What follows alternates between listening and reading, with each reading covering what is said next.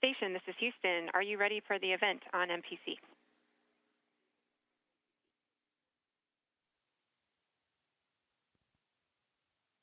On MPC, I'm ready as well. CBS, The Talk. This is Mission Control Houston. Please call station for a voice check. Station, this is The Talk. How do you hear me? I hear you loud and clear. How me? We hear you loud and clear. Excellent.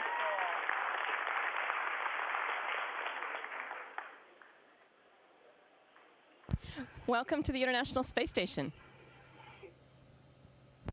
Thank you. I've been here, but I've been there before. Just kidding. Standing by. Here we go.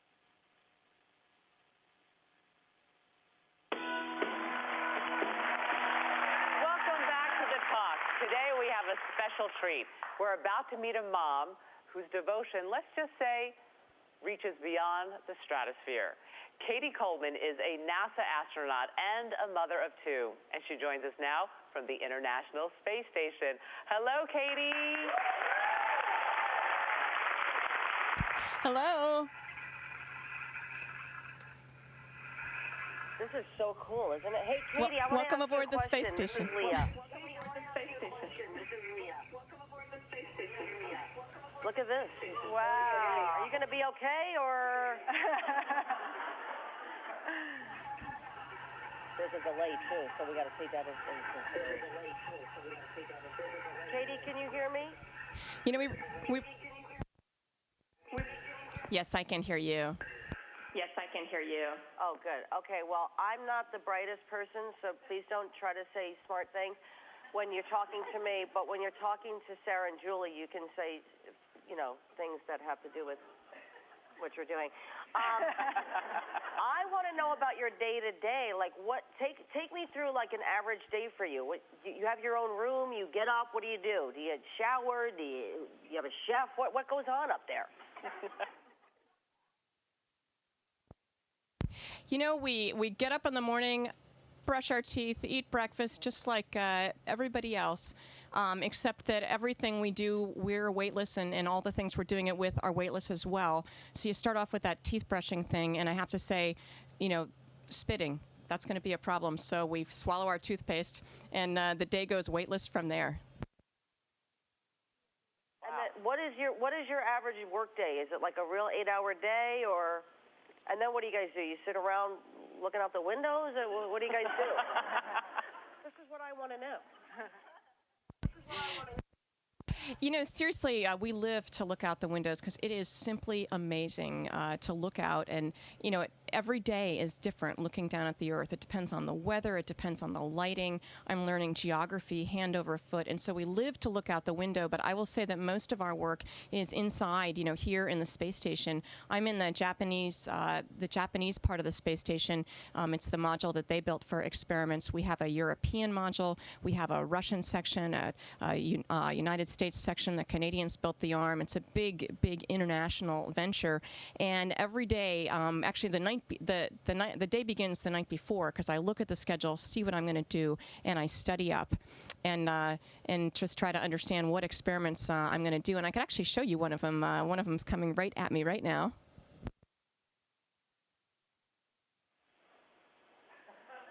Wow. So cool. What's that? So before I show you this, let me just show you something else. Oops. It's going to come back to me, okay? I want to show you why we do these experiments, and that is because this is a bag of water, okay? And I'm squeezing. Let's see.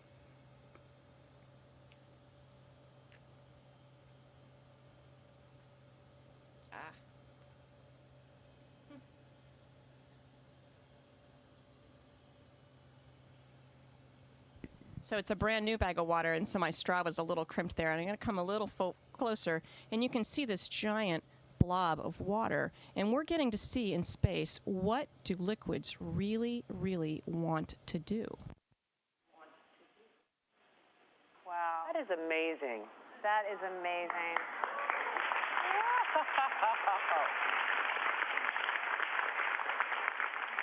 So I'm curious, because I know you have kids at home. How do you stay close to your kids? Oh, wow.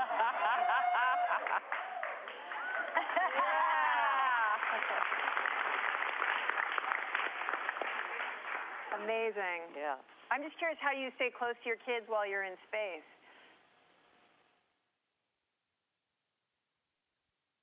Well, one of the ways that we stay close is I try to keep him really interested in what I'm doing, and I'm shaking up our fluids experiment so you can kind of see, what a real experiment looks like, and not just playing with our water drops, but understanding how fluids behave in space. Well, it has to do with everything we do at home.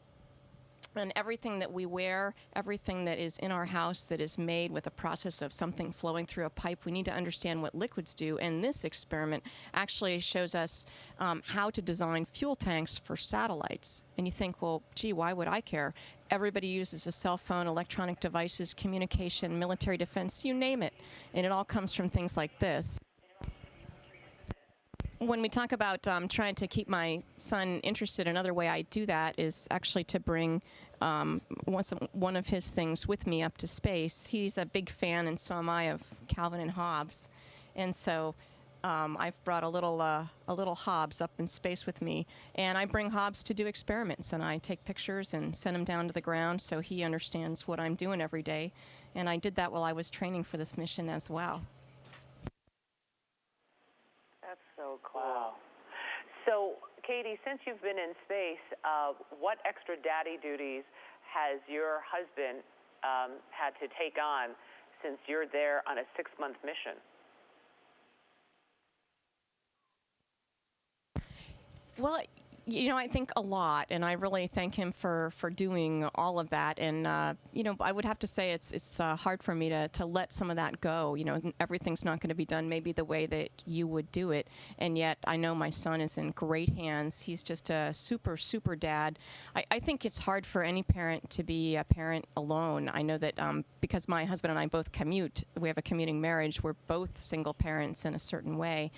And so I think it's really hard for him just because there's nobody else to help, really.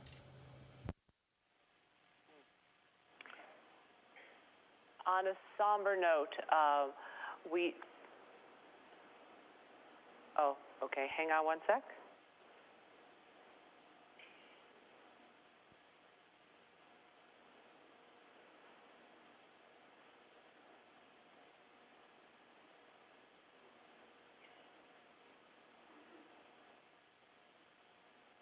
Okay.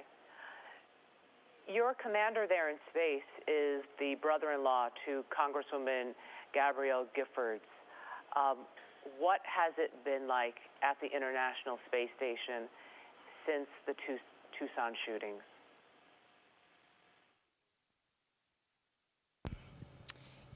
It's hard to be far away when things are happening down on Earth, and I can't speak for Scott, but I think something like the tragedy in Tucson, at least for me, it makes me think how precious all my relationships are, and it just made me want to call everybody that I love and just make sure that they knew that I cared about them. And up here, I think that we have a serious job to do, and we're intent on doing our jobs, and we try not to let things get in the way. And at the same time, there's a value in just thinking about what's going on and trying to come to terms with it. Yeah, I'm curious. Does it get lonely in space? Well, I was very excited about this interview just because I won't necessarily say it's lonely up here, but there are not a lot of other women. And so actually the thought of sort of having coffee with you guys was really appealing to me. In fact, I brought mine. I'm serious. There's something nice about girlfriends. I love that. There's something nice about sitting around with your girlfriends and saying hello. Yeah. Love that. I'm curious how you also prepared to leave for 6 months. That's such a long trip. Well, I did my best. I know I've left a lot of holes. I'm still writing back and forth with my husband and making sure he understands how to get my W-2 and all those kinds of, administrative things. My son had known for a couple years that I'd be going to the space station, and I tried to make it really clear when it would happen. It took several years to train. I traveled to Japan, to Europe, to Russia, and around the U.S., training for really almost 3 years to get ready for the mission, and that's actually worse in a way than being up here. They like to say that when I'm up here, at least they know where I am, and in fact, they have an application, where a computer program that they look at, and they know exactly where I am, and they go, "Mom, you're going over Australia." So it's pretty fun to be up here now where they know where I am. Wow. What research are you doing in space that you're most excited about?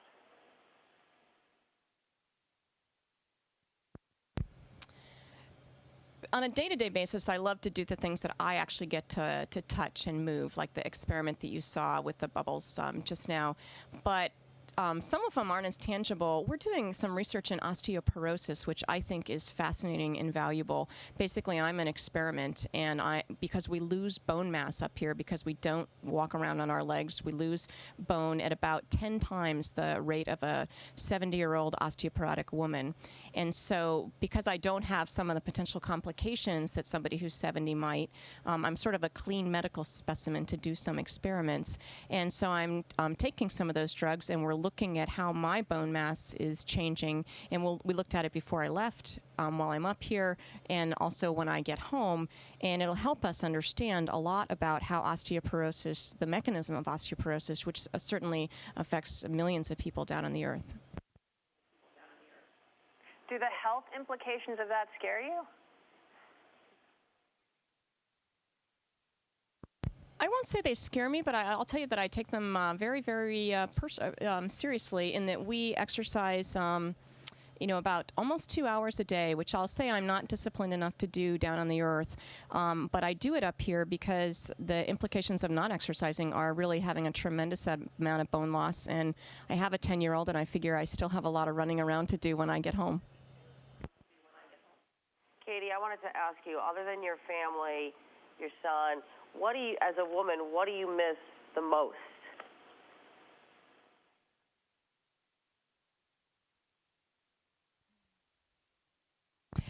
I'm actually so excited about being here and just living in this environment and discovering new things every day in terms of what's delightful about just being here, about moving back and forth. It's just really such a neat place. I don't actually miss anything yet. I certainly miss my family quite a bit, but at the same time, it's not as if I wish to be there. I'm really happy to be here.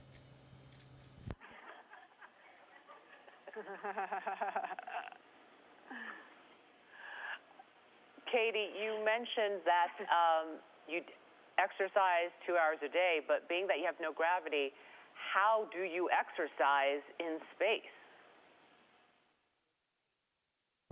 It's a great question, and we have a weightlifting machine which works.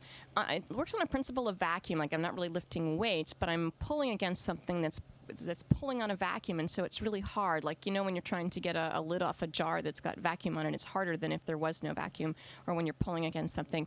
So that we do weightlifting, and I'll do, it's like a gym. We have a bar, go up and down, and use my legs. I can do sit-ups, all these arm weights. We have a treadmill that I wear a harness, and it holds me down on the treadmill. And I have to say that it was really interesting after a few days of not exercising, floating around up here. It was fascinating to suddenly be on the treadmill, standing on your feet. And I thought, wow, standing, that's interesting. What's the first thing you want to do when you eventually do get home back to your family?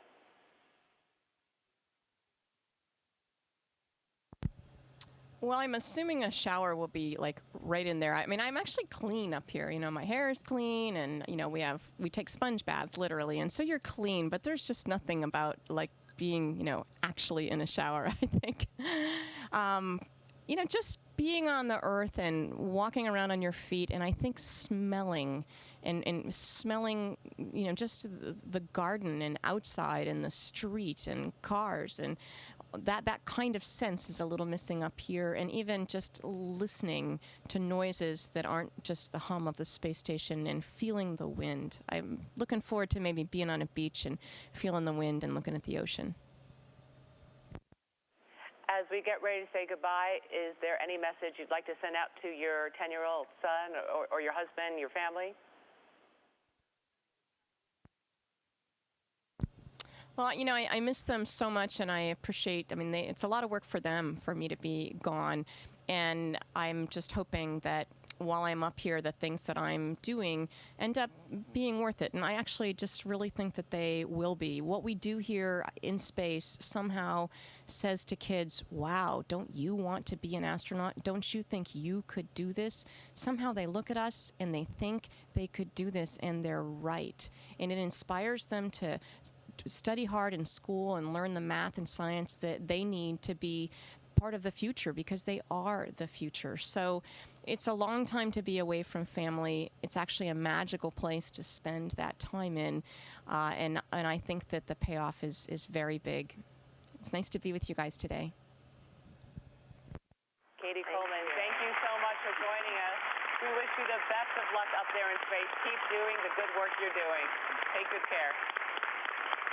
We'll be right back. Thank you, and thanks for inviting me.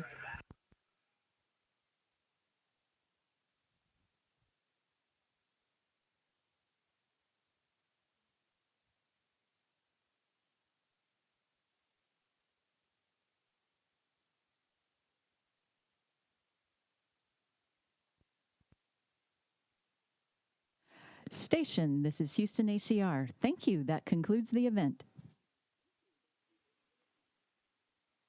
Copy. Thank you. Nice to hear from you guys.